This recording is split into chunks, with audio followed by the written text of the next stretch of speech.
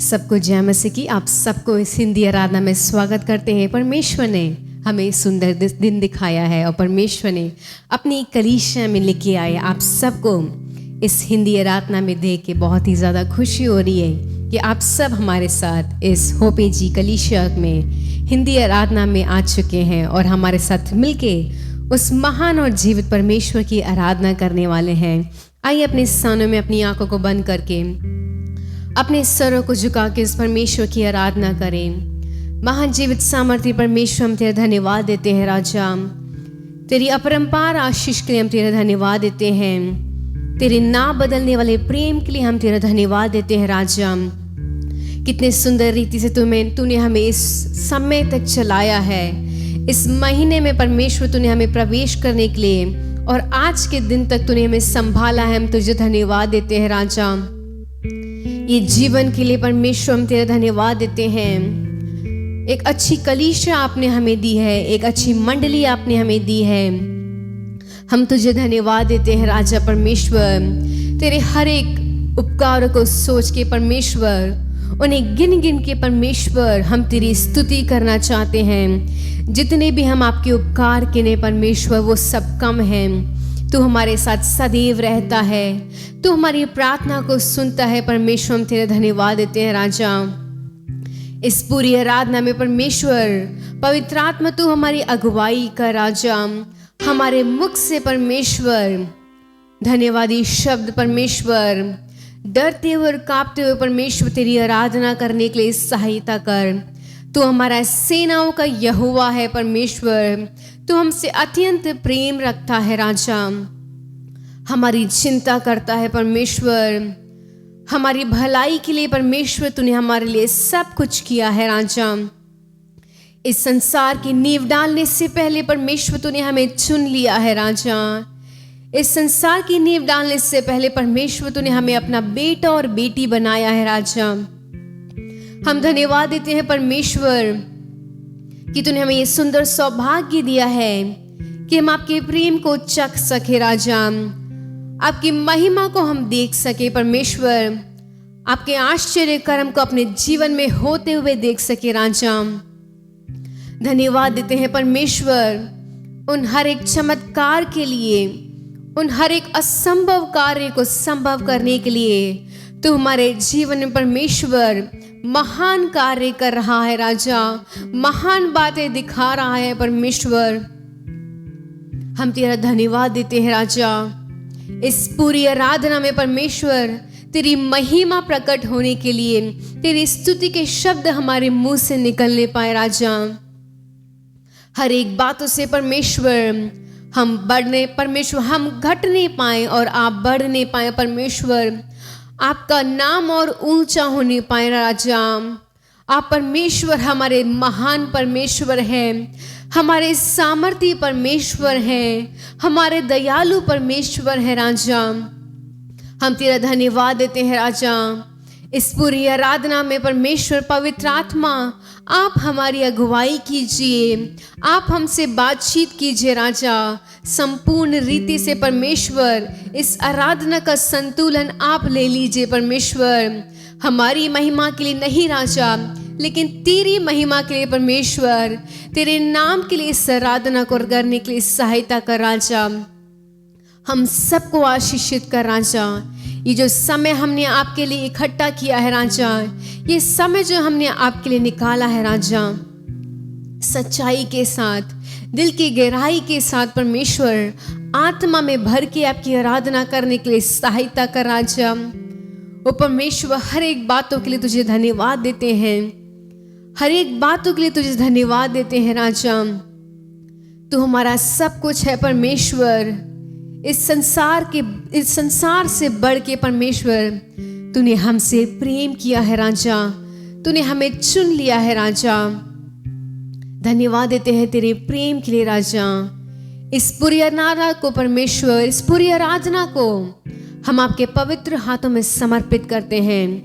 यीशु मसीह के नाम से मांगते हैं, आमीन। हालेलुया। आप सबको इस पवित्र आराधना में देख के बहुत ही ज़्यादा खुशी हो रही है। परमेश्वर ने ये हमें नया दिन दिखाया है। परमेश्वर ने हमें ये लायक ठहराया है कि हम उसकी कलीसिया में आके उसकी आराधना करें, उसकी स्तुति करें। आज सुबह के समय में आप सबको दिल की गहराइयों से धन्यवाद देती हूँ और इस कलीसिया में आप सबका स्वागत करती हूँ कि आप सब हमारे साथ ऑनलाइन मिलके इस आराधना में भागी हैं। आइए कुछ गीतों को गा के उस परमेश्वर के महान नाम को ऊंचा करेंगे। पहला गीत गाएंगे, जंगली दरख्तों के दरमियां एक सेब के पेड़ के समान नजर आता है मुझे, ए मसीह सारे संतों के बीच में है तू।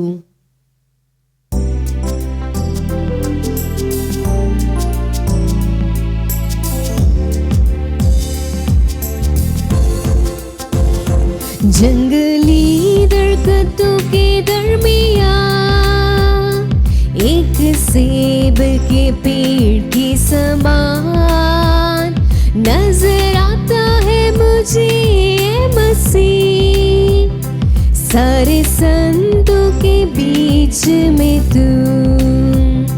नजर आता है मुझे, ए मसीह सारे संतों के बीच में तू। हम करूं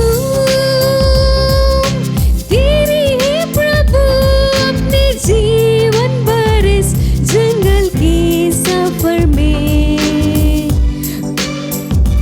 पाऊं शुक्र गुजारी समय, गाऊं शुक्र गुजारी समय। तू ही है नरगिस का सारुन का और सूसन की वादियों का। तू ही है नरगिस का शारून का और सूसन की वादियों का। संतों में भी तू है अति पवित्र, संतों में भी तू है अति पवित्र। कैसा कामिल और शान से भरा, कैसा कामिल और शान से भरा। हम करूं तेरी प्रभु अपने जीवन भर इस जंगल के सफर में। गाऊं शुक्र गुजारी समय, गाऊं शुक्र गुजारी समय। इत्र की समान है तेरा नाम, खुशबू फैलाता है जहां में। इत्र की समान है तेरा नाम, खुशबू फैलाता है जहां में। तंगी मुसीबत और बदनामी में, तंगी मुसीबत और बदनामी में बना खुशबूदार तेरे समान, बना खुशबूदार तेरे समान। हम करूं तेरी प्रभु अपने जीवन भर इस जंगल के सफर में। गाऊं शुक्र गुजारी समय, गाऊं शुक्र गुजारी समय। घबराहट की लहरों से घर डूब दुख के सागर में। घबराहट की लहरों से घर डूब दुख के सागर में। अपनी जोरावर हाथ को बढ़ा, अपने जोरावर हाथ को बढ़ा। मुझे अपने सीने से लगा, मुझे अपने सीने से लगा। हम करूं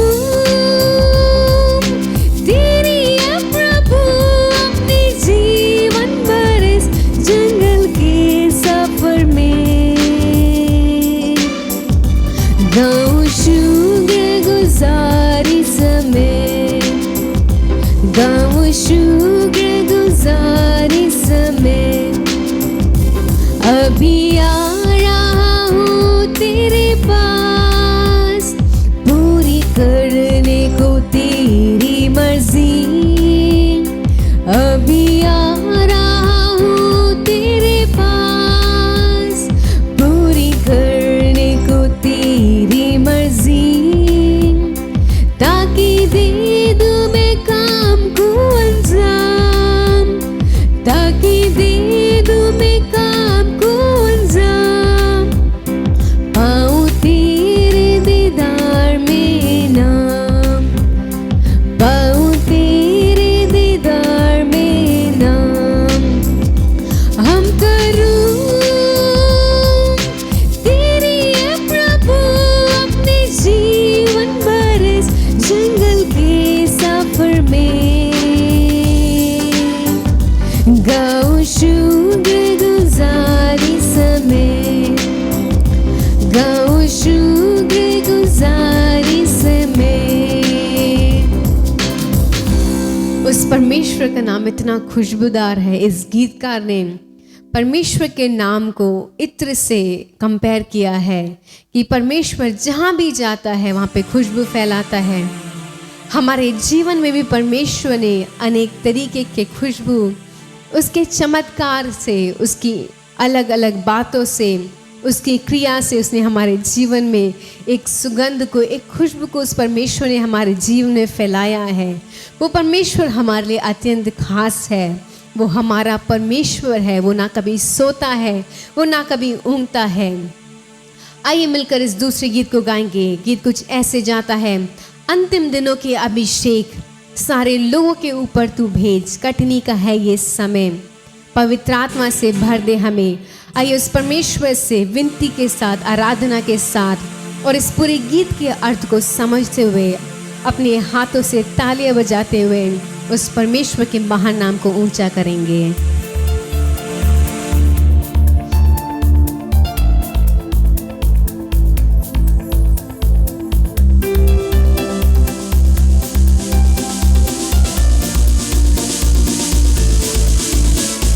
अंतिम दिनों के अभिषेक सारे लोगों के ऊपर तू भेज, कटने का है ये समय, पवित्र आत्मा से भर दे हमें।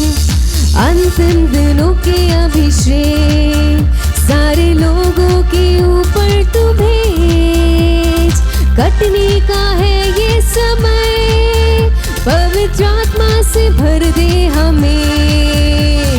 अग्नि समान उतरा, अग्नि जी के समान टह जा, जो का तूफान काले किया, नदी आत्मा की हम पर बहा। अग्नि समान उतरा, अग्नि जी के समान टह जा, जो का तूफान काले किया, नदी आत्मा की हम पर बहा। सूखी हड्डियों की तराई में बड़ी सेना को चलते देखूं, अधिकार की वाणी तू दे, पवित्र आत्मा में नबकत करूं। सूखी हड्डियों की तराई में बड़ी सेना को चलते देखूं, अधिकार की वाणी तू दे, पवित्र आत्मा में नबकत करूं। अग्नि समान उतरा, अग्नि जीव के समान टह जा, तूफान काले किया, नदी आत्मा की हम पर बहा। अग्नि समान उतरा, अग्नि जीव के समान टह जा, झुका तूफान काले किया, नदी आत्मा की हम पर बहा।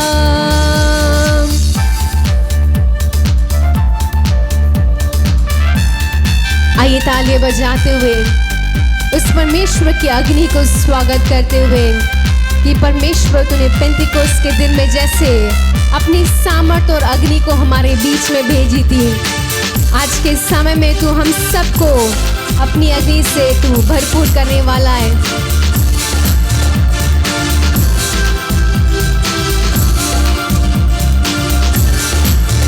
कर्मल पर्वत की प्रार्थना में छोटे बादल को उठते देखूं, आग जैसे कांपा वही अग्नि को तू हम पर भेज।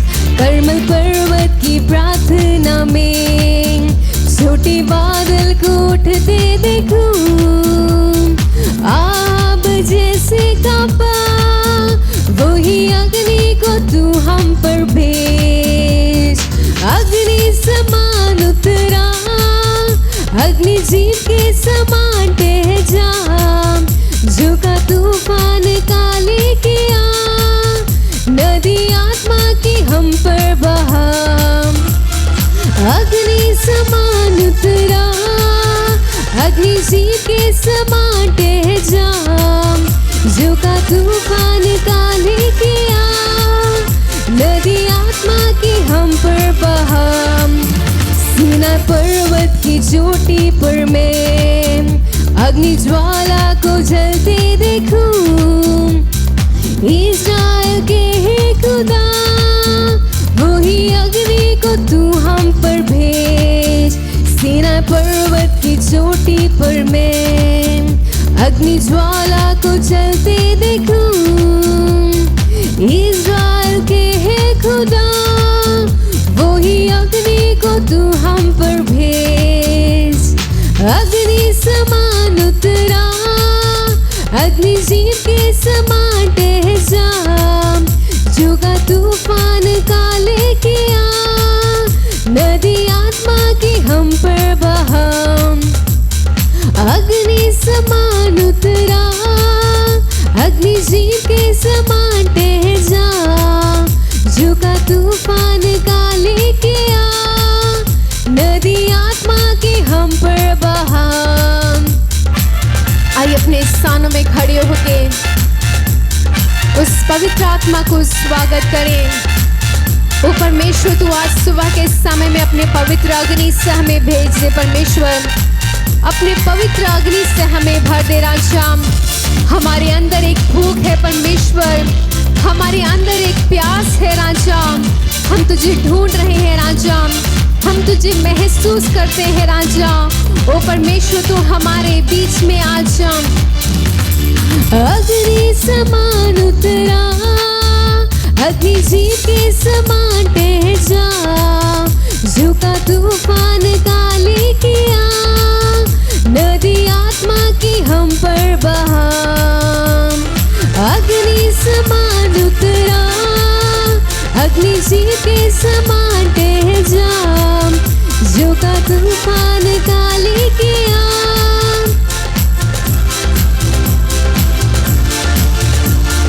अंतिम दिनों की अभिषेक सारे लोगों के ऊपर तू भेज।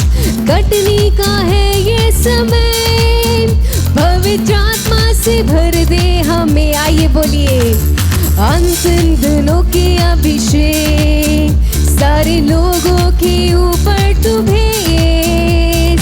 कटनी का है ये समय, पवित्र आत्मा से भर दे हमें, पवित्र आत्मा से भर दे हमें, पवित्र आत्मा से भर दे हमें, पवित्र आत्मा से भर दे हमें, पवित्र आत्मा से भर दे हमें।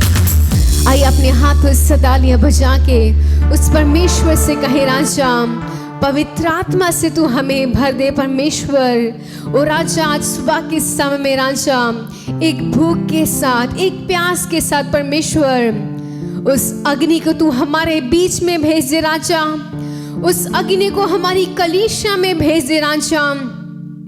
हमारा जीवन परमेश्वर एक लाश के समान मरा हुआ है। हमारे आत्मिक जीवन में कोई भी उन्नति नहीं है राजा। ओ परमेश्वर, हमें तेरी अग्नि चाहिए राजा, तेरी सामर्थ को चाहिए परमेश्वर। हमारे शरीर में परमेश्वर जिन जिन भाग में हम मर चुके हैं परमेश्वर, जिन जिन आत्मिक रीति से हम मर चुके हैं परमेश्वर, तू अपनी सामर्थ को हमारे ऊपर भेज दे राजा, तू अपनी अग्नि को हमारे ऊपर भेज दे परमेश्वर, ताकि हम तेरे लिए परमेश्वर एक रोशनी के समान, एक दीपक के समान परमेश्वर, ज्वाला के समान इस संसार में, इस कलीसिया में राजा, इस मंडली में परमेश्वर तेरे लिए हम चमक नहीं पाए राजा। ओ परमेश्वर, हम तेरा धन्यवाद देते हैं राजा, तेरी अग्नि के लिए, तेरी सामर्थ के लिए राजा, तेरी भरपूरता के लिए। आइए कलीसिया मिलके उस परमेश्वर की आराधना करें, उसकी स्तुति करें। वो महान और सामर्थी परमेश्वर है, उस परमेश्वर के समान कोई भी नहीं है। वो हमसे कितना प्रेम रखता है, उस परमेश्वर ने हमारे लिए क्या कुछ नहीं किया है। आइए कुछ पल के लिए उस परमेश्वर के हर एक उपकार को सोच के, उस परमेश्वर ने हमारे जीवन में कितने उपकार किए हैं, कितनी भलाइयां की हैं। प्रिय भाई, प्रिय बहन, कितनी बार आपने उस परमेश्वर को दिल की गहराई से धन्यवाद दिया है, कितनी बार उस परमेश्वर की आशीष को आपने अनदेखा किया है, कितनी बार हमने उस परमेश्वर के प्रेम को ठुकरा दिया है। वो परमेश्वर अपने दोनों हाथों को खोले हुए, अपनी बाहों को खोले हुए हमें बुला रहा है। वो परमेश्वर हमारा सब कुछ है, वो हमारा सामर्थ्य परमेश्वर है। वो परमेश्वर जहाँ पे एक मार्ग नहीं बन सकता है, जहाँ पे हमारी आशा टूट जाती है, वो परमेश्वर हमें एक मार्ग दिखाता है। वो परमेश्वर हमारे जीवन में एक राह बनाने वाला है। वो हमारा सब कुछ है। वो परमेश्वर, तू हमारा सब कुछ है राजा, तू जैसा कोई भी नहीं परमेश्वर। तू हमारे जीवन में आज भी परमेश्वर कार्य करता है, अद्भुत काम करता है परमेश्वर। तू यहाँ कार्य कर रहा, तेरी स्तुति करूं, स्तुति करूं। तू यहाँ चल फिर रहा, तेरी स्तुति करूं, स्तुति करूं। तू यहाँ कार्य कर रहा, तेरी स्तुति करूं, स्तुति करूं। तू यहाँ चल फिर रहा, तेरी स्तुति करूं, स्तुति करूं। और तू राह बनाता, चमत्कार करता, वादे निभाता, अंधकार हटाता, ऐसा खुदा तू मेरा। और तू राह बनाता, चमत्कार करता, वादे निभाता, अंधकार हटाता, ऐसा खुदा तू मेरा। तू यहाँ हर दिल को छू रहा, तेरी स्तुति करूं, स्तुति करूं। तू यहाँ जीवन बदल रहा, तेरी स्तुति करूं, स्तुति करूं। तू यहाँ चंगा कर रहा, तेरी स्तुति करूं, स्तुति करूं। तू यहाँ हर दिल बदल रहा, तेरी स्तुति करूं, स्तुति करूं। और तू राह बनाता, चमत्कार करता, वादे निभाता, अंधकार हटाता, ऐसा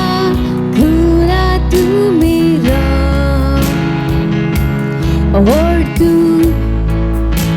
चमत्कार करता, वादे निभाता,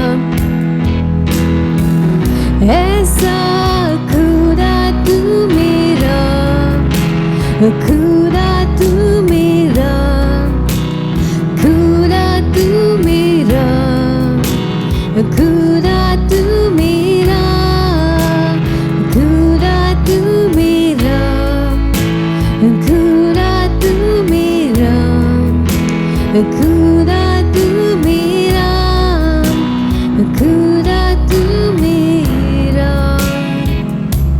हाँ परमेश्वर, तू हमारा खुदा है राजा।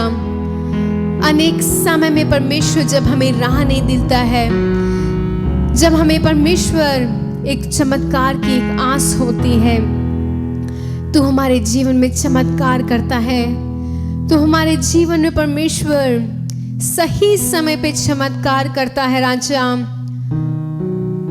हर एक व्यक्ति के लिए परमेश्वर तूने एक समय नियुक्त किया है राजा। तेरी युक्तियां परमेश्वर, तेरे प्रतिज्ञा वचन परमेश्वर उस समय के अनुसार परमेश्वर हमारे जीवन में पूरी होते हैं।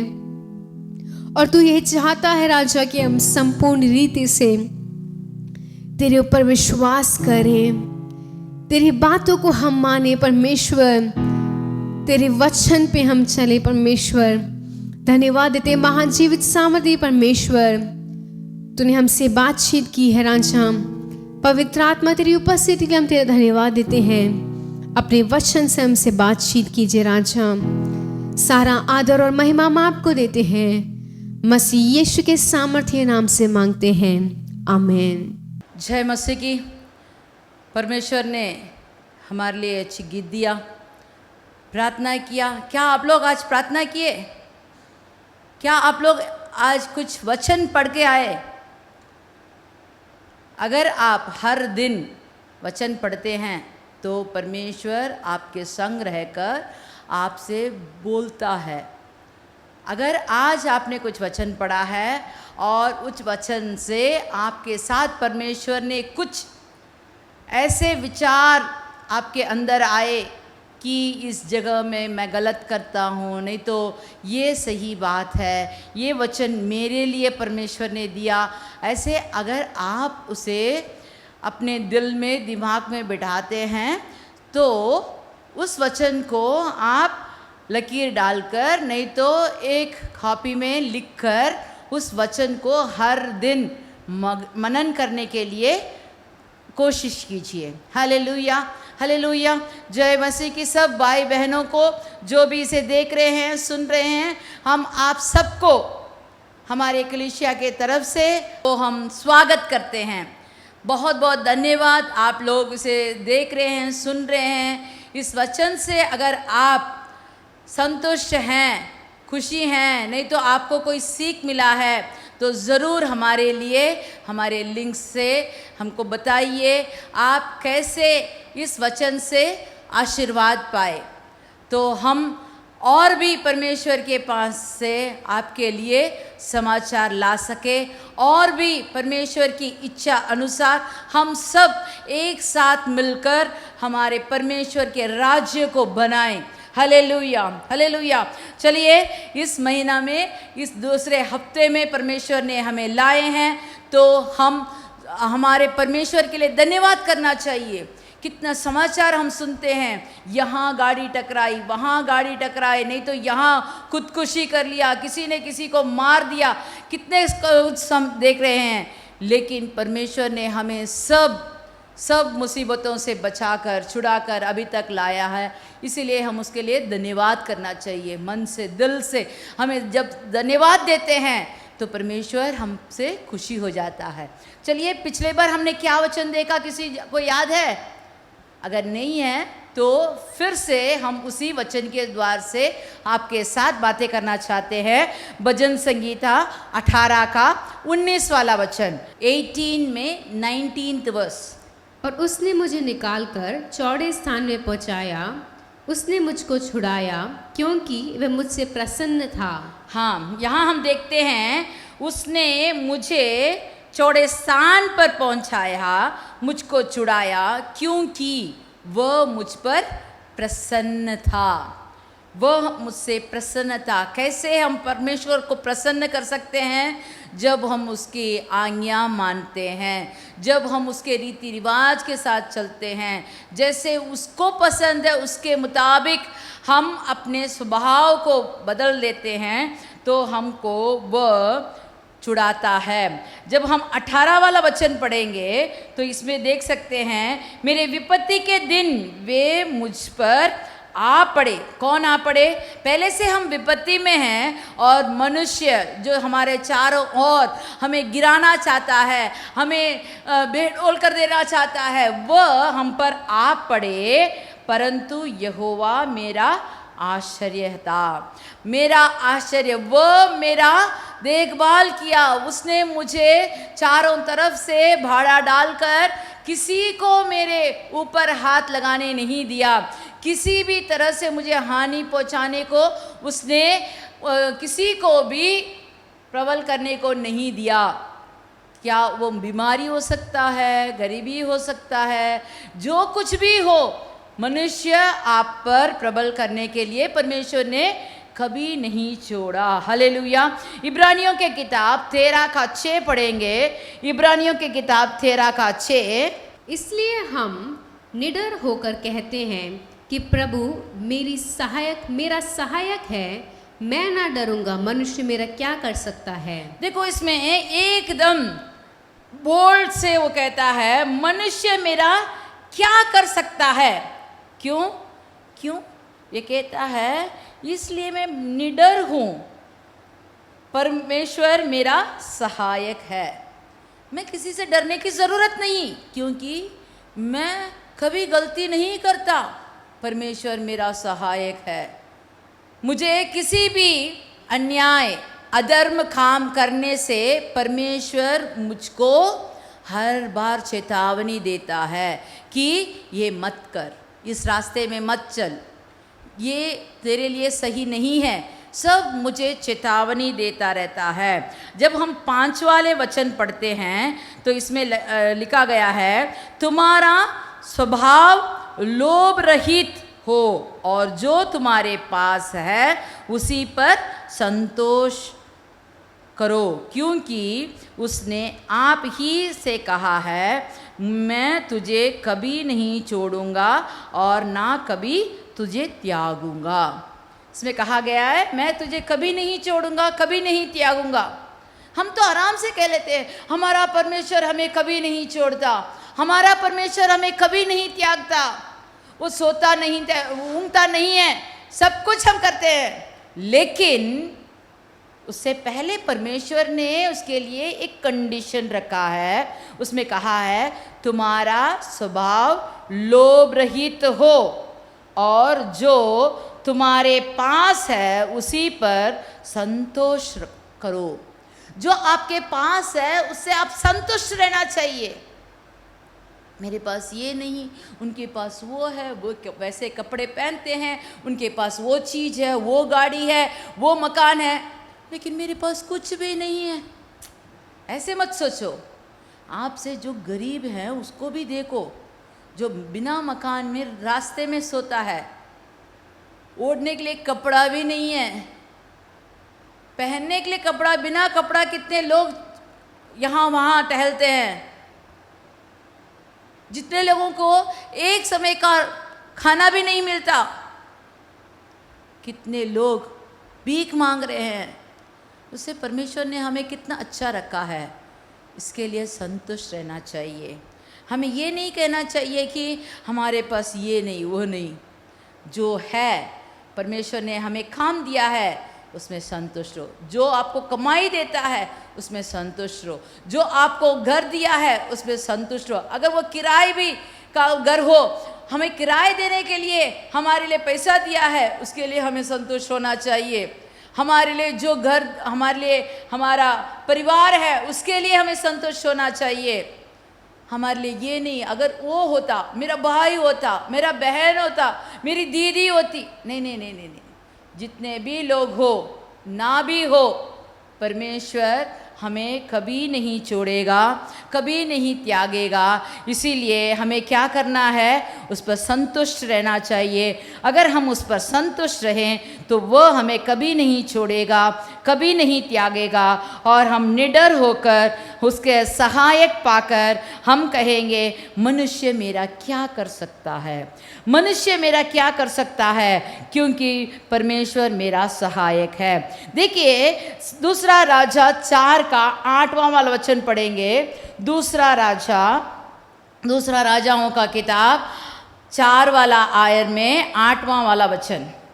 फिर एक दिन की बात है हाँ। कि एलीशा शुनेम को गया, जहाँ एक कुलीन स्त्री थी, और उसने उसे रोटी खाने के लिए विनती करके विवश किया, और जब जब वह उधर जाता तब तब वह वहाँ रोटी खाने को उतरता था।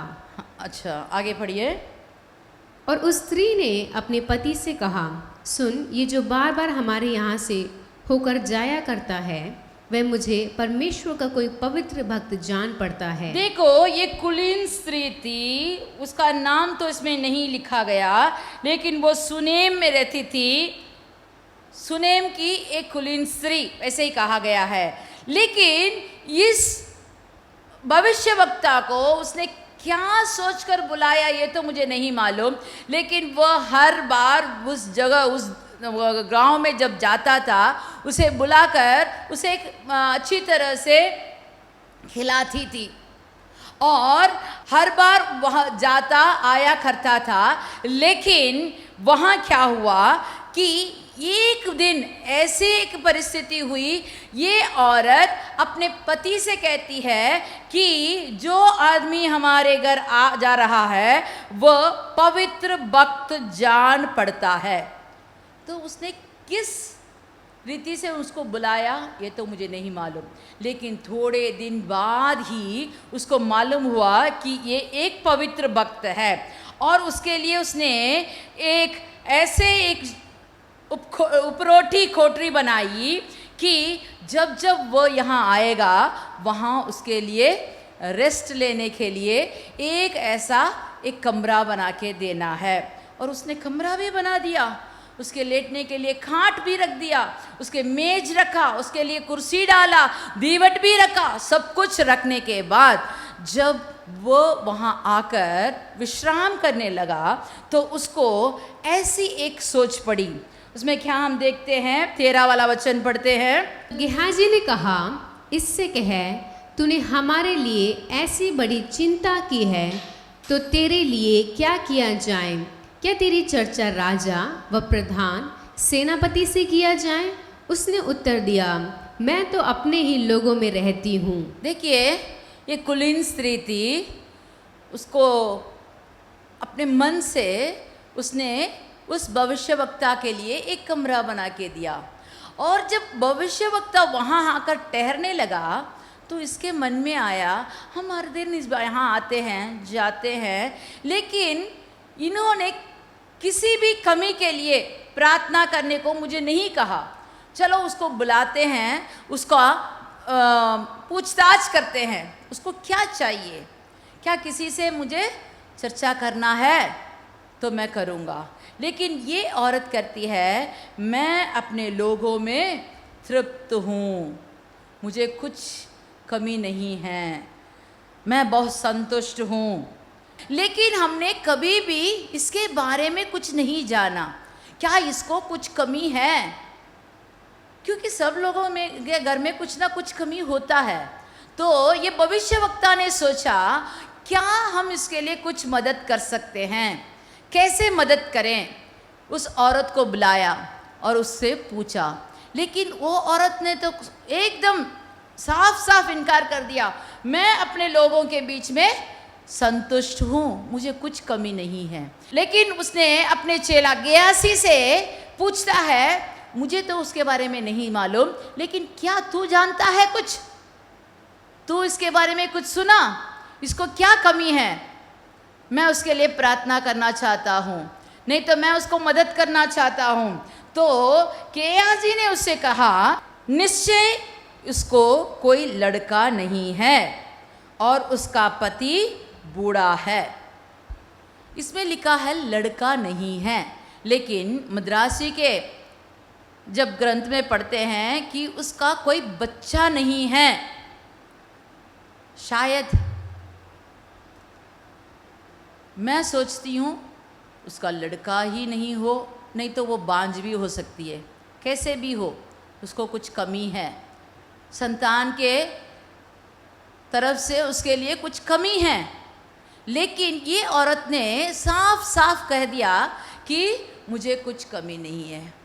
हम लोग क्या कहते हैं, थोड़ा सा राई नहीं है तो हम बोलते हैं मेरे लिए राई नहीं है हमारे घर में, मेरे लिए राशन लेना मुश्किल है, हम लोग एकदम रोने पड़ते हैं। लेकिन इसको इतनी बड़ी कमी थी, उसके संतान के बारे में उसको कमी थी, उसके अगले पीढ़ी कैसे होगा इसके लिए बहुत चिंतित थे। लेकिन इसने उस भविष्यवक्ता से कुछ मांगने की कोशिश नहीं की। लेकिन जब भविष्यवक्ता को मालूम हुआ कि इसका बेटा नहीं है तो उसने उसे तुरंत बुलाकर कहता है, वसंत ऋतु के दिन पूरे होने पर तू एक बेटा छाती से लगाएगी। लेकिन उसने कहा मेरा पति बूढ़ा हो गया है, इसीलिए मैं कैसे और एक बच्चे को कोख में रख सकूं। ये कहती है कि हे मेरे प्रभु, हे परमेश्वर के भक्त, ऐसा नहीं, अपनी दासी को धोखा ना दे। लेकिन वह कहता है ज़रूर होगा। और जैसे भविष्यवक्ता ने कहा, उसी वसंत ऋतु के आखिरी दिनों में उसके पास एक बच्चा भी हुआ। देखो, परमेश्वर को जब हम संतुष्ट करते हैं, परमेश्वर को जब हम प्रसन्न करते हैं, तो हमें कभी भी खाली हाथ नहीं छोड़ता। वह हमारे मन के पसंद, नहीं तो मन में जो हमारे लिए डिज़ायर होता है उसे पूरे करने के लिए परमेश्वर आप ही आकर हमें आशीर्वाद देता है। अगर हम उसमें जो भी उसने दिया है उस पर संतुष्ट रहना चाहिए। अगर हम संतुष्ट रहें तो हमें कोई भी प्रबल नहीं कर सकता, कोई भी हमें नीचा गिरा नहीं सकता, हमें कोई भी किसी स्थान में लज्जित नहीं कर सकता, क्योंकि हमारा परमेश्वर हमारा सहायक है। वह हमें छुड़ाएगा, वह हमें चौड़े स्थान पर बिठाएगा, वह हमें सहायक करके आश्रय देकर हमें थाम कर ऊंचे स्थान पर उठाने वाला परमेश्वर है। चलिए हम देखते हैं भजन संगीता 40 का 2, भजन संगीता 40 का 2। उसने मुझे सत्यानाश के गड्ढे और दलदल की कीच में से उबारा और मुझको चट्टान पर खड़ा करके मेरे पैरों को दृढ़ किया है। मेरे पैरों को दृढ़ किया। देखो, इसमें कहा है कि परमेश्वर ने मुझे सत्यानाश के गड्ढे से, जो गड्ढा हमें सत्यानाश कर देता है, उसमें डुबो देता है, उस कीचड़ के दलदल के कीचड़ से हमें उठाकर ऊंचे स्थान, चट्टान पर, चौड़े स्थान पर हमारे पैरों को दृढ़ किया। हमें वैसे छोड़कर फिसल के फिर से गिरने को नहीं छोड़ा, उसे दृढ़ किया। और कहता है कि उसने मुझे एक नया गीत सिखाया जो हमारे परमेश्वर की स्तुति का है। तो हमें क्या करना चाहिए? परमेश्वर की स्तुति करना चाहिए। थोड़ा सोचिए, परमेश्वर ने हमें क्या नहीं किया। जीवन दिया, खाने के लिए सामर्थ्य दी। कितने लोग हाथ में खाना लेकर मुंह में नहीं डाल सकते, उसके पास सब कुछ है, पैसा है, खाना है, जो कुछ भी आप उनको ऑर्डर करेंगे तो उनको मिल सकता है, लेकिन वो खा नहीं सकते क्योंकि उनकी बीमारी वैसी है। सब खाना उनके शरीर के लिए अच्छा नहीं है। कितने लोगों के पास पैसा है, अच्छा कमाते हैं, लेकिन घर में वननेस नहीं है, प्यार नहीं है, एक दूसरे से बात नहीं करते। पैसा चाहिए ले लो, बैंक का कार्ड दे दिया, जो भी अपना मनमानी कर लो, खाना मैं अपना देख लूँगा, मैं अपना देख लूँगी, नौकर चाकर सब कुछ है, लेकिन उनके घर में एकता नहीं है, एक दूसरे से बात नहीं करते, एक दूसरे के समस्या नहीं जानते, एक दूसरे के बारे में क्या हो रहा है, उनके जिंदगी में क्या हो रही है, उनका हाल कैसा है, उसके बारे में पूछते नहीं है। सेल फोन में सब लोग एक दूसरे से पूछते हैं, खाना खाया, इमोजी डालेंगे, बढ़िया, लेकिन अपने घर वालों से एक दूसरे से बात नहीं करते। माँ बाप दोनों काम करते हैं, एक सुबह काम से निकल जाते हैं, एक रात को काम से में निकल जाते हैं, एक दूसरे को देखने का भी समय नहीं मिलता। बच्चे अपने मनमानी करते हैं, क्या करते हैं माँ बाप को नहीं मालूम। बेटा स्कूल की फीस भरनी है, ले लो, मैंने मेज पे रख दिया,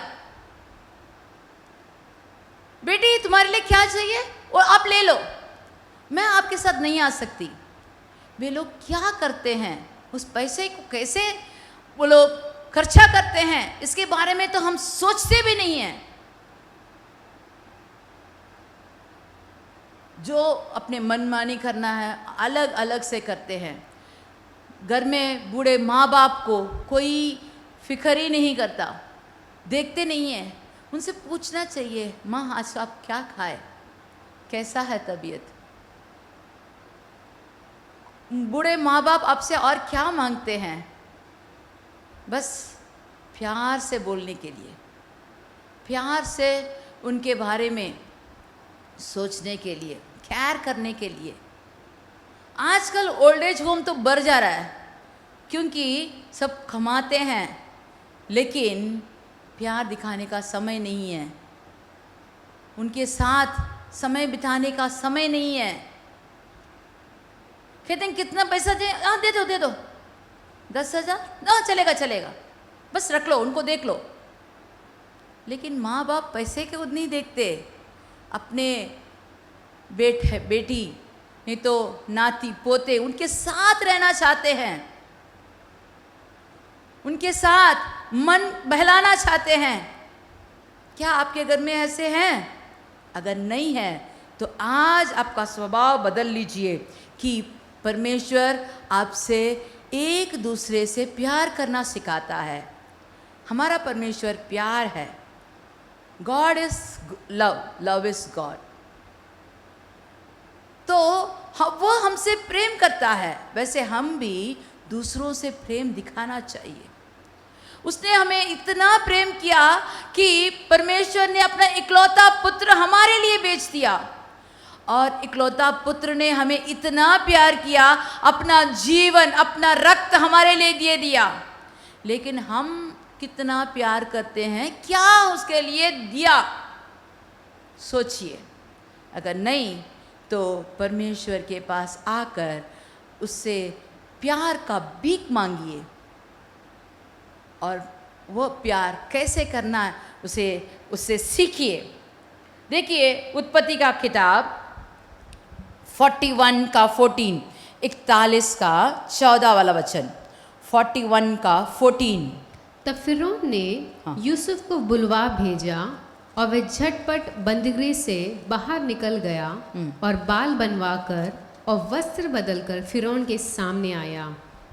देखो यहाँ हम देखते हैं यूसुफ के बारे में। कितने लोग आप यूसुफ के बारे में जानते हैं, इसे मैं नहीं जानती, लेकिन परमेश्वर ने हमारे लिए यूसुफ के बारे में इस ग्रंथ में लिख कर रखा है। यूसुफ अपने माँ का पहला पुत्र था, कोख से जन्म हुआ पहला पुत्र, बहुत दिनों के बाद पैदा हुआ लाडला। उसके पिता उसे बहुत प्रेम करते थे, उसको रंग बिरंगे कपड़े लेकर दिए। उसके भाई लोग तो उस पर चिड़चिड़ थे।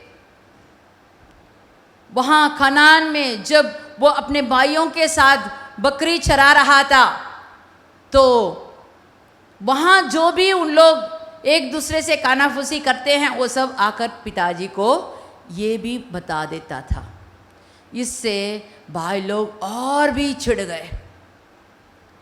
जब पिताजी ने एक बार कहा, जाओ बेटा, जाके अपने बड़े भाई कहाँ है, क्या कर रहे हैं, थोड़ा पूछताछ करके आओ। वो तो जंगल में थे, तो वो उनको ढूंढकर एक जगह गया, वहाँ वो नहीं मिले। लेकिन हमारे घर के बच्चे होते तो कहते, मैंने देखा वहाँ कोई दिखा नहीं, मैं आ गया। लेकिन यूसुफ ऐसे नहीं था। उसने वहाँ जंगल में कौन आया ये तो नहीं मालूम, किसी को देखा, उससे पूछा कि यहाँ कोई भेड़ चराने वाले आपको देखा? तो उन्होंने कहा, हम तो सुने कि ये यहाँ से दूसरे जगह जा रहे हैं, जाके उस तरफ देखो। तो उनको ढूंढते ढूंढते उस जंगल में वहाँ गया जहाँ तक उसको उसके भाई मिले। तो वहाँ जाते ही उसके भाई लोगों ने क्या कहा, देखो स्वप्न देखने वाला आ रहा है, आज उसको ऐसे मरम्मत करेंगे कि उसका स्वप्न कैसे पूरा होगा देखेंगे। क्या हुआ, वो आते ही उसका कपड़ा पहले उतार दिए, उसे गड्ढे में डाला, चीखा चिल्लाया, लेकिन किसी ने उसकी कुछ भी नहीं सुनी।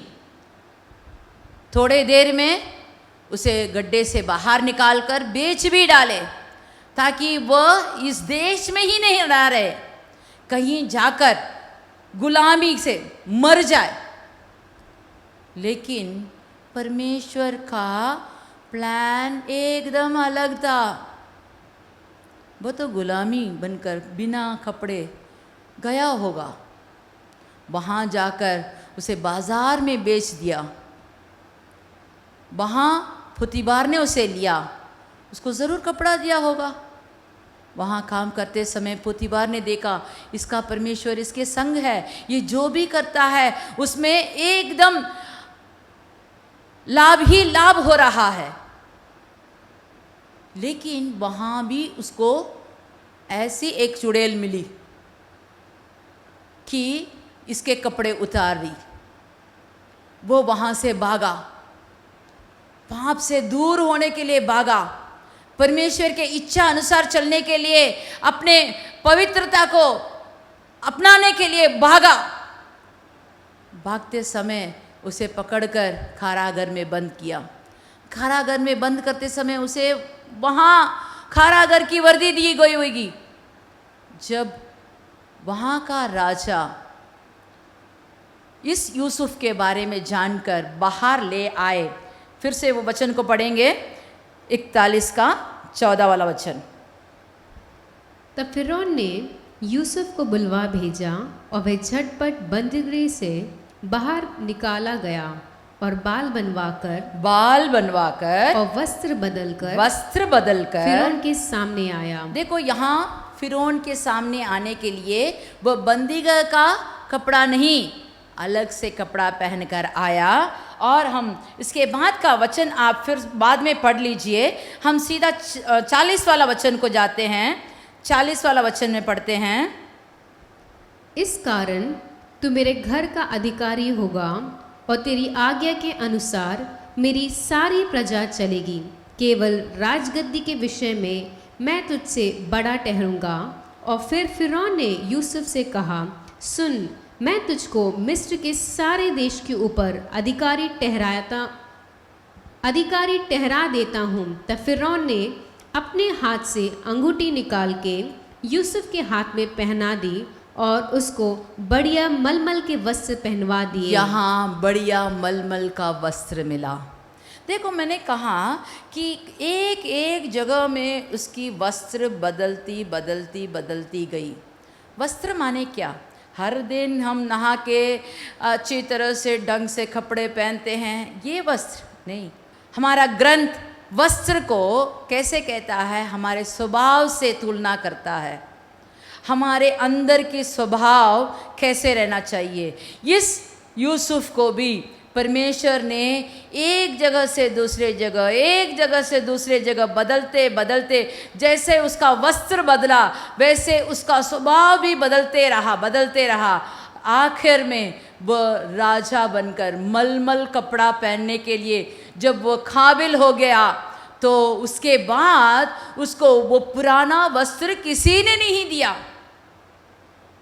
वो पुराना वस्त्र उसको फिर से पहनने की ज़रूरत नहीं थी।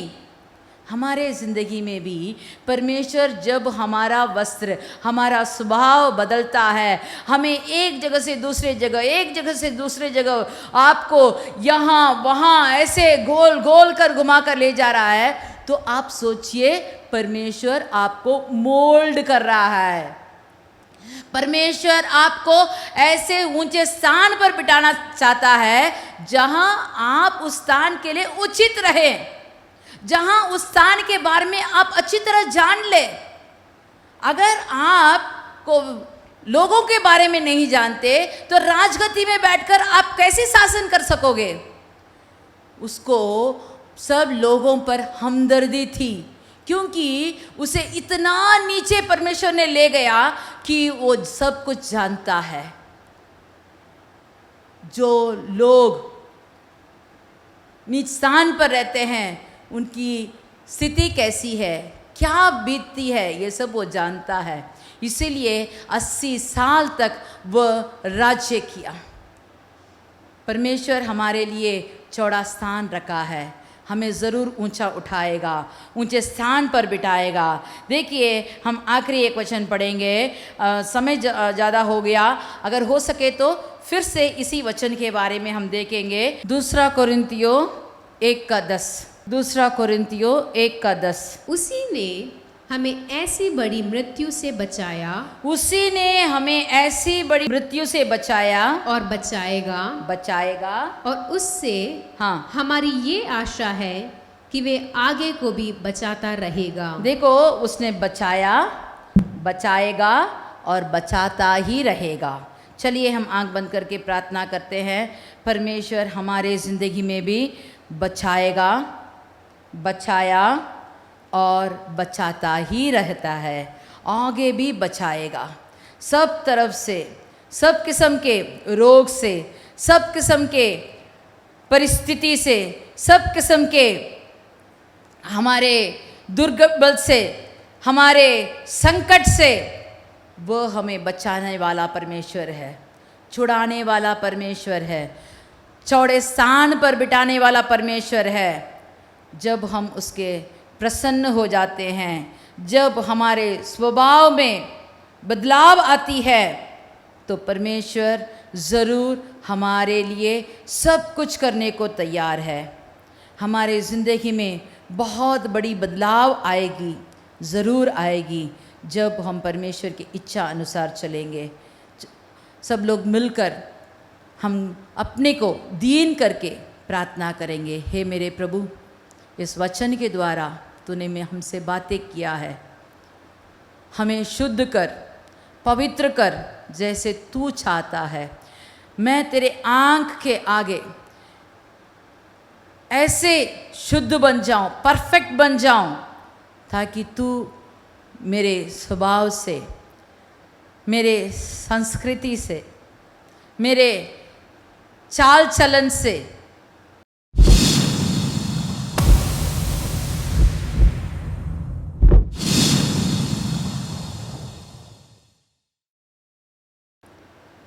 संतुष्ट होकर मुझे आशीर्वाद दे, प्रसन्न होकर तू आशीर्वाद दे। मेरे काम में, मेरे घर में, सब जगह में आशीर्वाद ही आशीर्वाद से भर दे। चौड़े स्थान पर खड़ा कर मसीह के नाम से मांगते हैं, आमीन आमीन। हम सब मिलकर कहेंगे, हे मेरे मन यहोवा को धन्य कर, और जो कुछ मुझ में है वह उसके पवित्र नाम को धन्य कर। हे मेरे मन यहोवा को धन्य कर और उसके किसी भी उपकार को ना भूलना। आमीन आमीन।